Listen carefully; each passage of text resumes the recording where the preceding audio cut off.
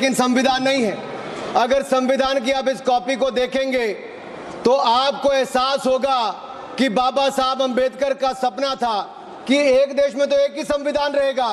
आपने एक देश में दो विधान बनाने का काम किया है। आपको तय करना है संविधान के साथ रहना है कि वक्फ के साथ रहना है, वक्फ के साथ रहना है कि संविधान के साथ रहना है, आपको तय करना पड़ेगा। और यही नहीं, और जो लोग बड़ी बड़ी बातें यहां पे कर रहे थे उनको यही कहना चाहता हूं, ये हिंदुस्तान है, पाकिस्तान या तालिबान नहीं।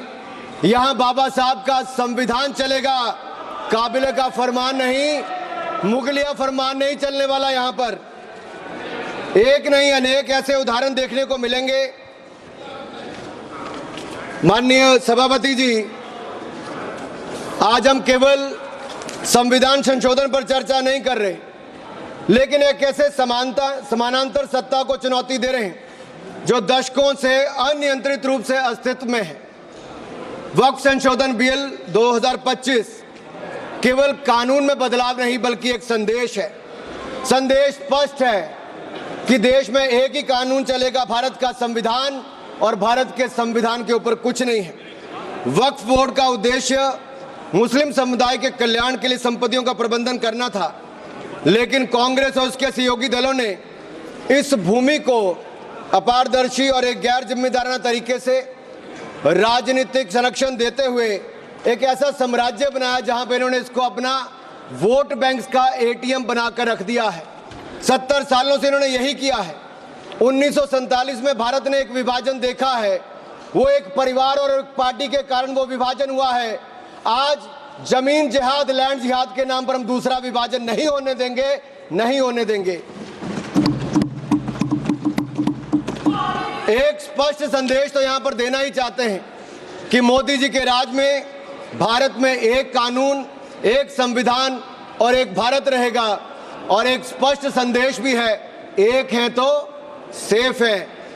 और यही नहीं, हम क्या कह रहे हैं, हम कह रहे हैं कि इस बिल के माध्यम से पारदर्शिता लाएंगे। पारदर्शिता लाएंगे तो जवाबदेही भी तय करेंगे। लेकिन ये लोग जिनके लिए वोट बैंक का एटीएम है, जिनके अपने नेता भ्रष्टाचार के कई मामलों में फंसे हुए हैं, जिनके राज्यों में हजारों करोड़ रुपए के घोटाले हुए, जिनका उल्लेख मैं आगे करने वाला हूं, उस पर भी मैं आपके सामने प्रकाश डालूंगा एक के बाद दूसरी।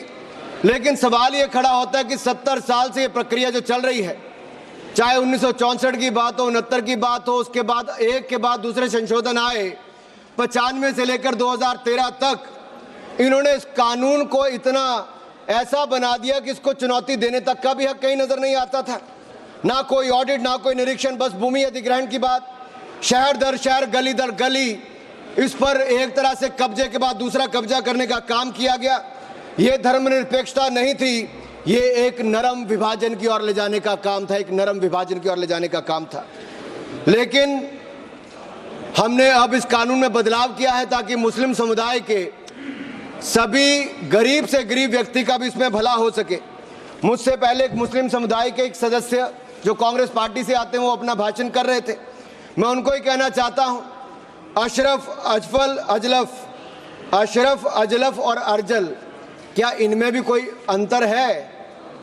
और राहुल गांधी जी से पूछना चाहता हूं, और अखिलेश जी यहां पर पहले ज्ञान बांट रहे थे थोड़ा सा, क्या मुस्लिम समुदाय में भी जातियां हैं? क्या भेदभाव है? क्या छुआछूत है? लाल टोपी वालों का मैं बताऊंगा भी 2017 में जब आपकी सरकार आने से पहले घोटाले कितने थे, एक नहीं अनेक। लेकिन इनके काले कारनामे आज खत्म हो जाएंगे सर। ये विधायक कांग्रेस की तुष्टिकरण की राजनीति का अंतिम संस्कार करने वाला है, मैं विश्वास दिलाना चाहता हूं। This will be the last nail in the coffin of Congress politics of appeasement. अगर आप देखिए, इन्होंने इससे पहले भी पंडित जवाहरलाल नेहरू जी ने पहले तो देश के विभाजन करने में अपना काम किया, उसके बाद धारा 370-35 से देकर ऐसे जख्म दिए कि हजारों लोगों की मृत्यु हो गई। लेकिन ये नरेंद्र मोदी जी की सरकार थी जिसने धारा 370-35 को सदा के लिए खत्म करने का काम किया है। यह हमारी प्रतिबद्धता थी मुस्लिम समुदाय की बहनों की ओर। जो ट्रिपल तलाक से निजात दिलाने का किसी ने काम किया तो नरेंद्र मोदी की सरकार ने किया है। आपने तो वायदा किया था कि जो पाकिस्तान, बांग्लादेश और अफगानिस्तान में रह गए हैं उनको वहीं पर पूरा न्याय मिलेगा, लेकिन नहीं मिला। लेकिन उनको भारत में भी आकर अगर उनको नागरिकता देने की बात थी तो आपकी सरकार में 60 सालों में नहीं हुआ। सीएए कानून किसने बनाया? तो वो भी नरेंद्र मोदी की सरकार ने बनाकर वो काम किया है। मैं एक बात और इसमें कहना चाहता हूं, अगर इसमें एक के बाद दूसरा देखा जाए,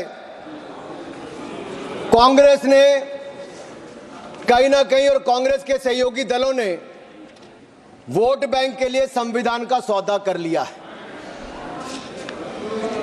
और ये सौदा ही किया है।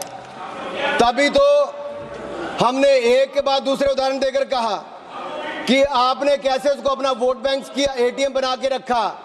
लेकिन ये जो बिल है ये अन्याय की जड़ पर प्रहार है और इस प्रहार के बाद सबको न्याय न्याय और न्याय ही मिलने वाला है। हमने कहा है कि प्रत्येक वक्फ संपत्ति रजिस्टर हो, पंजीकृत हो, उसके आंकड़े होने चाहिए और हर झगड़ा कानून के अंतर्गत हल हो, किसी डर और भय के अंतर्गत ना हो। आपको इस बात का क्यों डर है?